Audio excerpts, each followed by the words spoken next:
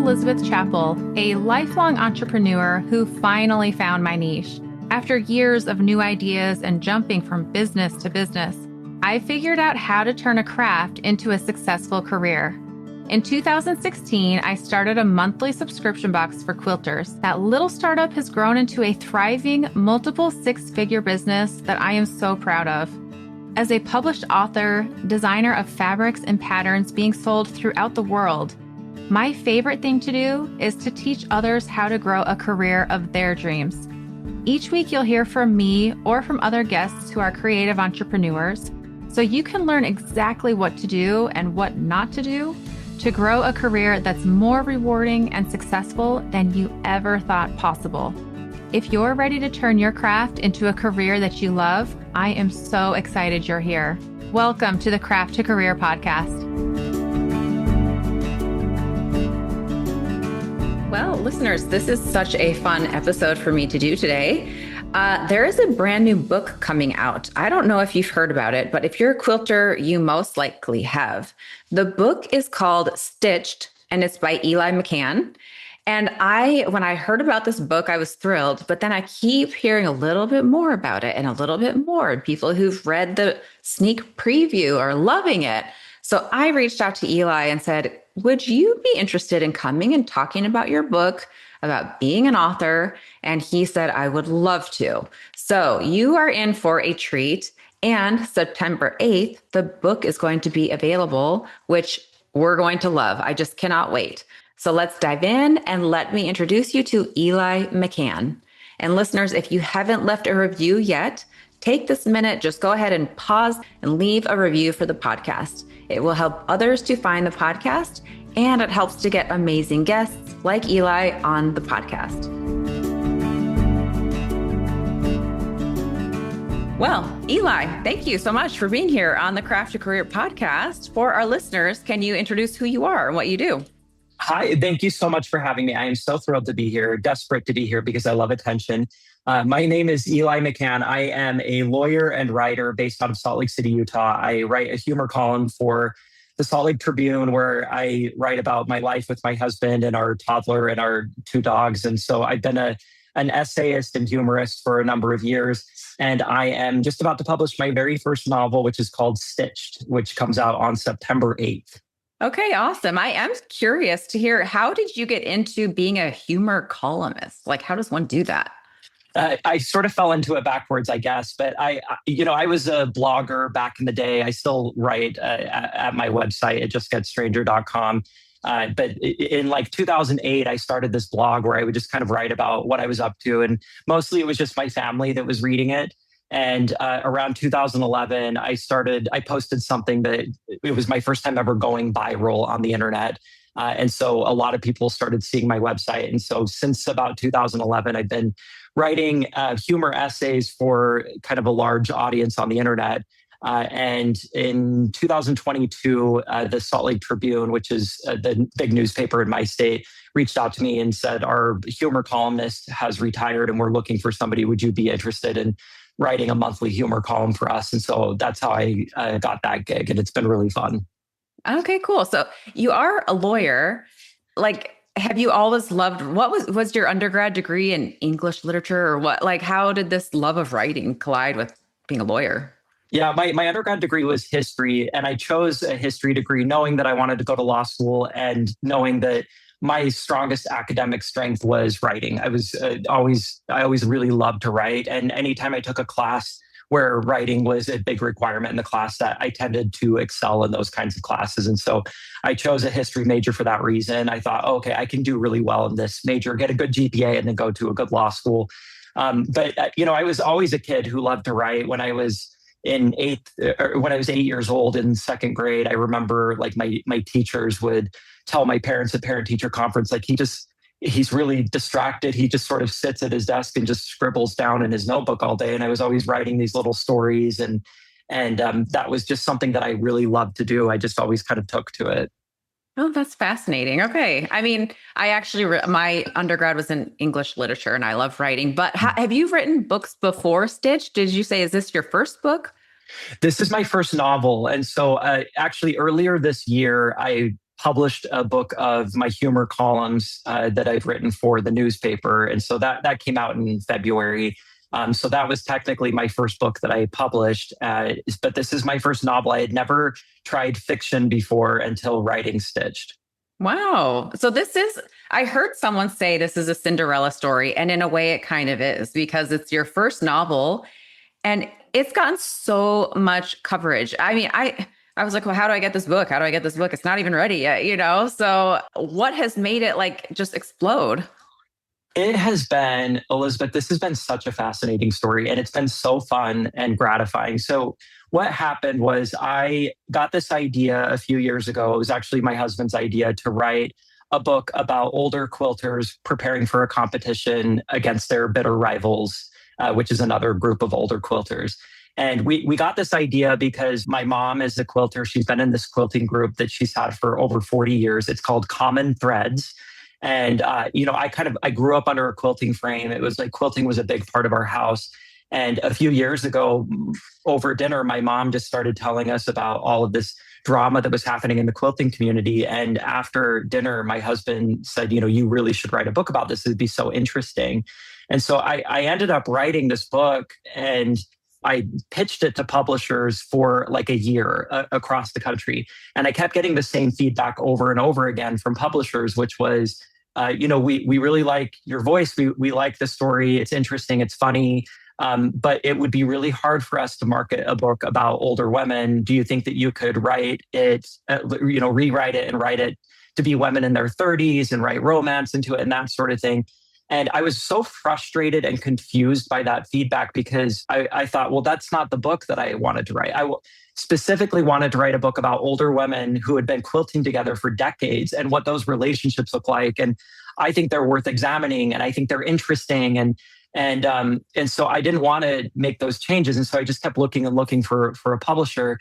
And I was so confused by this idea that people wouldn't want to read a book about older women. That just seems so wrong to me, And so I ended up finally finding a publisher who is actually local in my area who really got it and was very excited about the book. And so I signed a contract with them. And the very next day I said, okay, well, all these publishers have told me it's going to be really hard to market this book, but I know I can sell a book about older women. Like I felt to my core, people would want to read this. And so the very next day after signing that contract with the publisher to publish the book, and, publishing takes forever. And so it was going to be like 16 months later, the book would come out. I signed the contract last year. And so the very next day I decided I'm going to go on TikTok. I'm going to start posting on TikTok. I had never posted there before. And I'm going to create a channel on social media where I just tell stories. And my idea was if I spend a year telling stories on this platform, and if I can build up, a platform on TikTok and Instagram and whatever of people who can see that I'm good at telling a story, when it comes time to tell them, and also I have a book coming out, they'll know like, oh, he's good at telling a story. Maybe the book will be good, And so I started doing that, and it went extremely well. And I pretty quickly built up a pretty big following on social media platforms. And so about 6 weeks ago, I felt like, okay, it's time to tell people that I have this novel coming out. And so I posted a video on Instagram and TikTok explaining about my mom and why I wrote this book and what it's about. And sure enough, I'm not surprised at all, but other people might be. People were so interested in this concept of a book, and it instantly, it drummed up a lot of excitement, a lot of interest. And over the last 6 weeks, Stitched has been, it's still on pre-order only because it doesn't come out till September, but it has been one of the best-selling books in the country 6 weeks in a row. People have been really interested in it. We've had interest from a lot of people in Hollywood who want to talk about optioning the book for film. Advanced reader copies have gone out. And so we've had trade magazines and bookstores and book editors and reviewers have been reading it and reviewing it. And it's been getting really, really positive press and positive reviews. And that's the Cinderella story part of it. It feels so gratifying to have stuck by my instinct to push this specific story out into the world and not let it get changed into something I didn't want it to get, changed into. And to find out that I was right in the end, that a lot of people are really interested in reading a book about older women quilting together. And I'm really happy about that. I mean, first of all, I just have to say, like, it warms my heart that you stuck by your guns. But to talk about older women, because I mean, I'm 44. It's not like I'm old. Who knows? Maybe just my kids would say I am, but whatever. It's all relative. Older women, I feel like, get forgotten in society. And so to finally be like, no, they matter. They actually matter the most. They have so much story to tell. They have so much history and a richness in life. This is an untapped market, that is just whatever. But it feels really nice to have a nod towards, no, you matter. Your stories matter. So thank you. Yeah. And it was really important to me, by the way, in writing this book. I never wanted the women to be the punchline or quilting to be the punchline. That was never the point of it. I wanted the book to be funny because the women themselves are funny. And so, I've had a couple of people reach out who are quilters and say, I'm excited to read this book, but am I going to be offended? And I tell people, no, I don't think so. Honestly, this book was really a love letter to my mom and her friends. And it was me making an attempt to say, like, I think this kind of people, this kind of person, this group of people is really, really interesting and delightful and hilarious. And I've never really read a story about them, not really, about them specifically, that's really focused on this kind of group of person. And so that was what I set out to write. Yeah. Also, I am curious because I've noticed there is a major crossover between quilters and readers. Like, they kind of go together. So I don't know. It seems like a lot of the quilters are really going to love the book because we're readers as well. Yeah, I hope so. It's funny. I've said throughout this process, quilters are the people that I'm the most scared of reading this book because I really want quilters to like it. And so I've had people who are not quilters who have read it and love it. And they're like, well, I don't know anything about quilting, but I found this really interesting. And every time every time I have a quilter read it, I'm like, holding my breath, like, please like it. And so far the reviews have been good, but I'm so scared they're going to be like, this doesn't represent us at all. Well, you've got a lifetime of having a mom who's a quilter. I'm sure you've got some good things to fall back on. And I saw Susie Quilt's post in her story that she read it and loves it. I'm like, ooh, all right, excellent. So yeah, she's really sweet. That was really nice to see. And I will say, in writing the book, my mom's quilting group is very exclusive. They have not let in a new member in, I think, many, many years. And they don't allow people to just like come and quilt with that. They're very serious about what they do. And when I started writing the book, I asked my mom, can I come to quilting group? I'm not going to quilt with you. I just want to come and observe. And I'm trying to do research. And she said, let me ask the others. And so she asked the others and they said, yeah, he can come. And so I would go to quilting night and just kind of sit with them and listen to them. And I recorded conversations so I wanted to get a sense of like, what are they talking about? How does a conversation go and flow here? And that was really useful. That was really helpful for me in writing the book. Now I'm intrigued. I wish your mom was on this podcast with us. Ooh, I want all the dirty details. So, and I'm like, I want in on this group. Like, yeah. So they get together. And so like, what do they do together?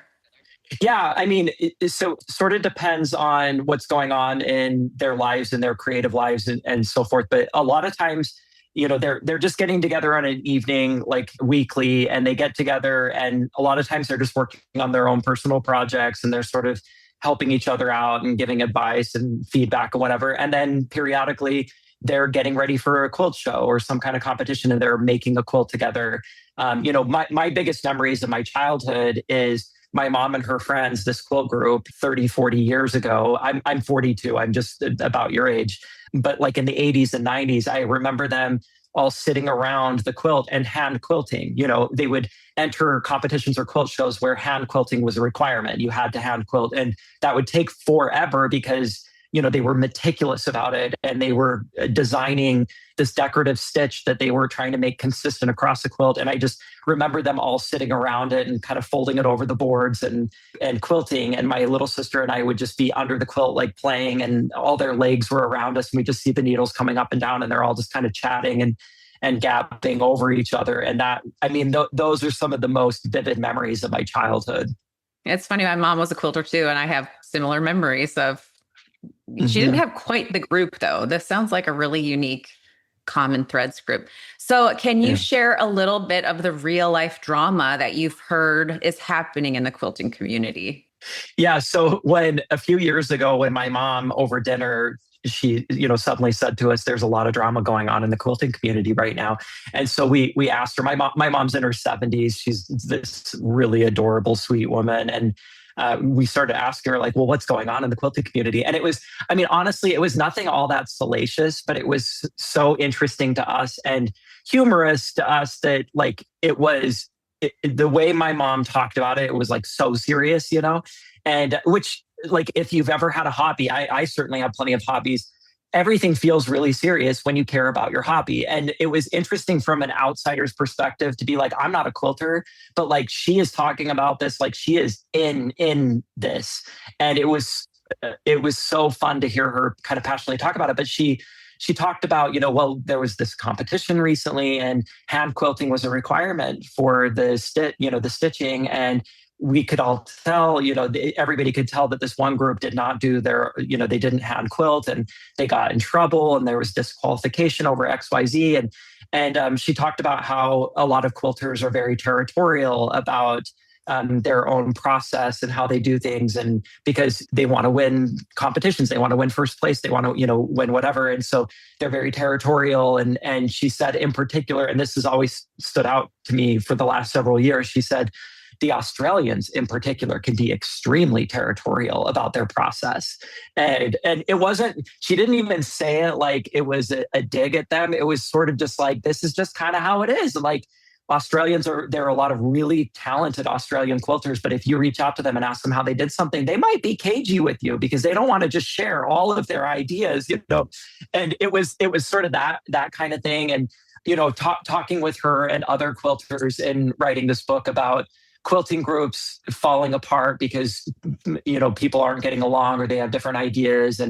And that was really fascinating to me. I ended up writing in Stitched about a group of 6 women who have quilted together for 30 plus years.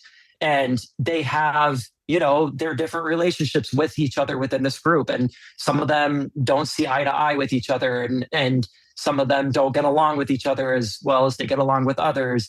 But ultimately, they've been together for forever, doing this, and they all have each other's backs and they love each other and care about each other, even if they sometimes get on each other's nerves. And that was the kind of story I wanted to tell. I love it. And I think, okay, in my mind, because Susie had said it reminds her of, there's this TV show, a book, it's based on a book, Pierce Brosnan. They're in like a retirement home. The Thursday Murder Club, is that what it is? Friday Murder Club? She mentioned murder, so I assumed there was a murder involved in the book, but it sounds like that's not the case. No murder in this book. Yeah, the drama is less. Could you make a book too? A book 2 with a murder? Can I just put in a request? Yeah, maybe in the second book, one of these women kills one of the other women. Yeah, they don't get along well at all. So I like it. Yeah, the book has been, by editors and reviewers, has been compared to like a mix between Schitt's Creek and Golden Girls. And when I first heard that comparison, I was like, I didn't set out thinking I want to write a book that's a combination of those two things. But I'm really, now that I've heard that, I'm like, I feel like that was kind of the vibe I tried to channel. Well, and it's funny that you say this about the drama, because when I mention to an average person who's not average person, a muggle, someone who's not a quilter, and I say, I'll say that there's a lot of drama in the quilting world, and they're like, what? No, They're all just so nice and sweet. I'm like, oh, you have no idea. So it's just, you've hit on such a gold mine there, Yeah, well, I think what a lot of people outside of the quilting world fail to understand is quilting is an art. It's a complex art. And quilts, when people make and put a lot of time and attention into their quilts, they are like gorgeous paintings. They're fabric paintings. And anytime you have a craft that requires a lot of skill and a lot of time, you are going to end up with a lot of people engaged in that craft who are very, very, very serious about it. And if you have, and so, I think a lot of the world has this image of just these sweet old grannies that have never said a rude thing to another person, sitting around doing this like very basic thing. And that's not what quilting is at all. Yep. One, have you read or seen Anne of Green Gables? Oh, yeah. Yeah. So the neighbor, Rachel, is that her name? It kind of, yeah, there can be some, there's all different types of people who like to quilt, but I think of Rachel and her, did you hear? And, all of that. Yeah. It's such a great character. And yes, like she's, this basically essentially kind of a pioneer woman who's engaged in these kinds of crafts and is also a gossip, and she can be judgmental and she has her flaws.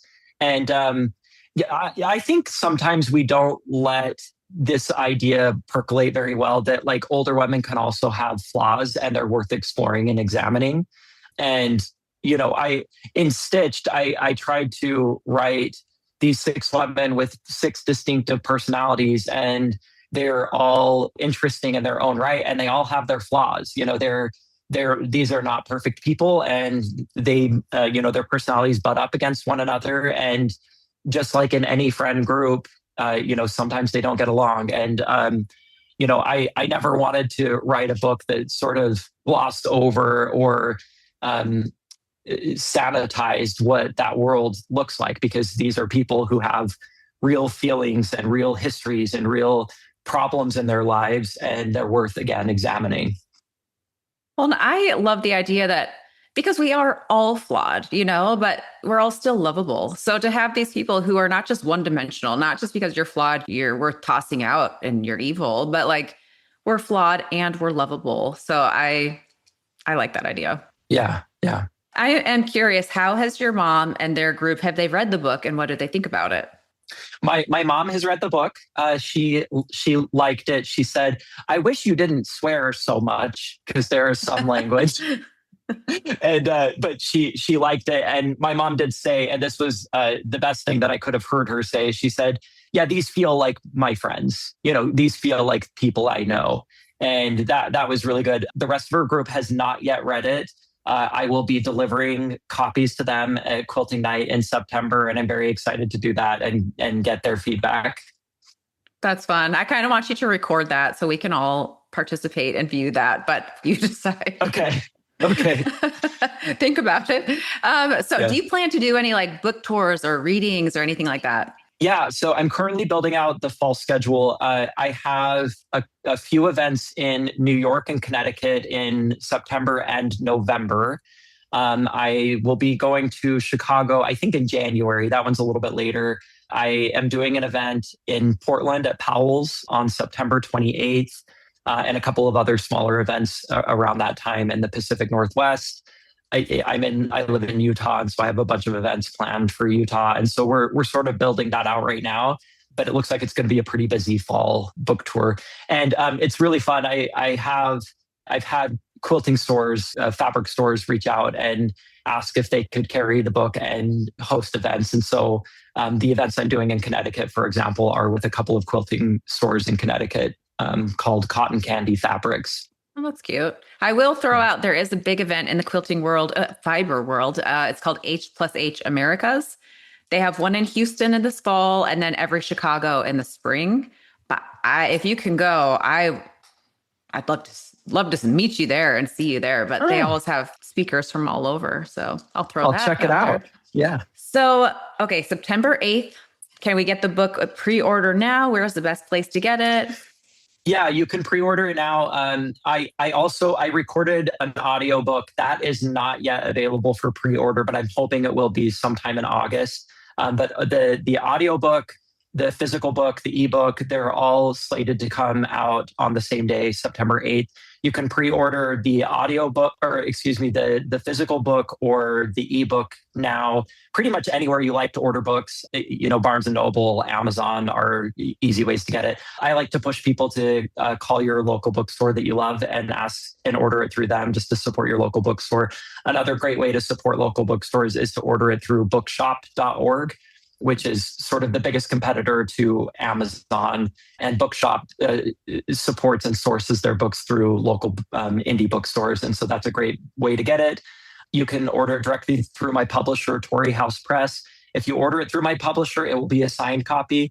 I apparently have to go to the publisher's offices several times through August to sign like literally thousands of copies of this book. So that's going to be very fun for me, but that's a way to get a signed copy. But truly, however you like to order books, you can pre-order it pretty much anywhere you like to order books online. Okay, awesome. Well, thank you so much. If people want to follow you, where's the best place to find you? I am the most active right now on TikTok and Instagram, and my handle, I think on both, is Eli W. McCann. If you just search my name, though, I'll pop up on both of those. My website, I write at my website, itjustgetsstranger.com. That's a great place to find me. Also, I mentioned earlier, I think on this, that I published a book of my humor columns and humor essays about my life with my husband and toddler and our dogs. That came out earlier this year, and it's called "We're Thankful for the Moisture," which is a phrase I write about in the book. And you can find that book anywhere you like to find books online as well. Awesome. Okay, I do have two actually follow-up questions before we wrap it up that I'll regret if I don't ask. Do you have another book in the works? Is there something else we can look forward to? So I have a sequel book to the book of humor essays that will be coming out next spring, and I'm just finishing up editing that now. And then as far as novels are concerned, I have a couple of ideas that are percolating right now. I'm trying to get through this fall insanity with Stitched, and then I plan at the beginning of the year to start on my next novel, but I'm not quite ready to say what the idea is yet. Yeah, fair enough. Couple things. Did you record your own Audible, or did you hire someone to do that for you? I recorded it myself, and it was really challenging. So I recorded my audiobook for the book of humor essays, We're Thankful for the Moisture. I did that. And that was hard enough to record that, but it was my own voice, my own essays. When it came time to do Stitched, I talked about it with the publisher for a while, and we talked about, should we hire it out? Should we get an actor? And ultimately I said, I think I can do it. And I feel like I'm the right person to do it.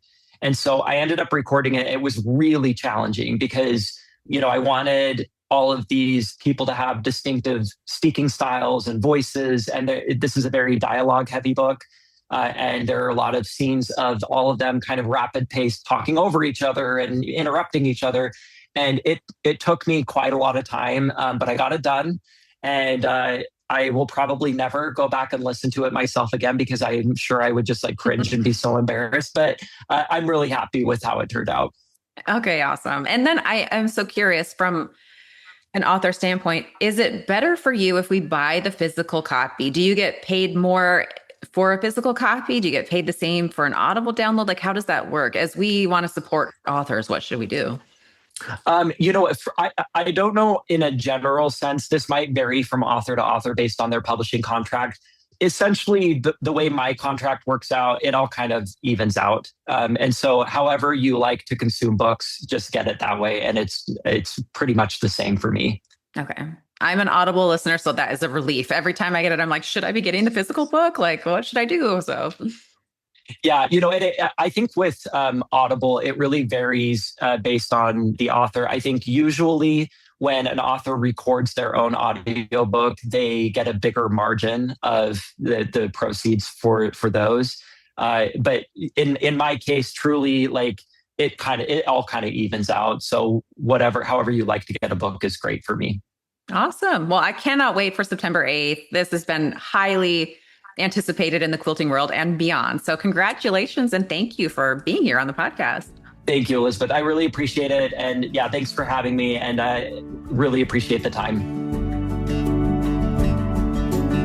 Well, Eli, thank you so much for being here on the podcast. I loved hearing about your experiences growing up with your mom as a quilter, and talk about a cool group, Common Threads. My goodness, I'm feeling motivated to get my own little sewing group together. But what a fun book. Listeners, go check it out September 8th. Go follow Eli McCann. And if you enjoyed this episode, be sure to leave a review for the podcast. We'll see you back here with a brand new episode soon.